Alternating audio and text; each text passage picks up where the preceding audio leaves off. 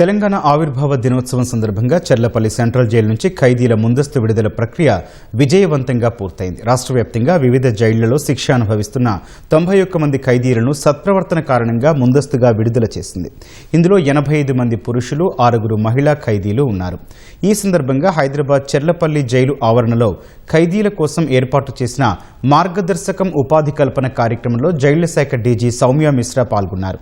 శిక్షా కాలంలో వివిధ వృత్తి నైపుణ్యాలు నేర్చుకున్న ఖైదీలలో 38 మందికి జైళ్ల శాఖ అవుట్లెట్లలోనే ఉద్యోగాలిచ్చారు. దానికి సంబంధించిన నియామక పత్రాలను డీజీ అందజేశారు.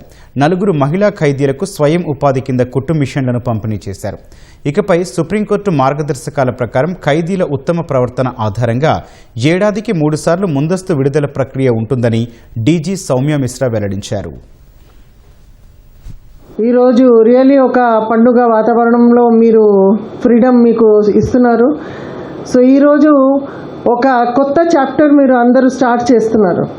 ఆ కొత్త చాప్టర్ మీ లైఫ్లో ఒక టర్నింగ్ పాయింట్ లాగా ఉండాలి. నేను ఇంతకుముందు మీ అందరికీ చెప్పాను, మళ్ళీ మీరు ఇక్కడ రాకూడదు, మాకు చూడవద్దు, మేము కూడా మీకు చూడకుండా ఉండాలి. మాకు ఉన్న ఫ్యూయల్ అవుట్లెట్స్లో ఈరోజు మేము ఒక 38 ప్రిజనర్స్కు ఇప్పుడే అపాయింట్మెంట్ లెటర్ ఇవ్వడం జరుగుతుంది.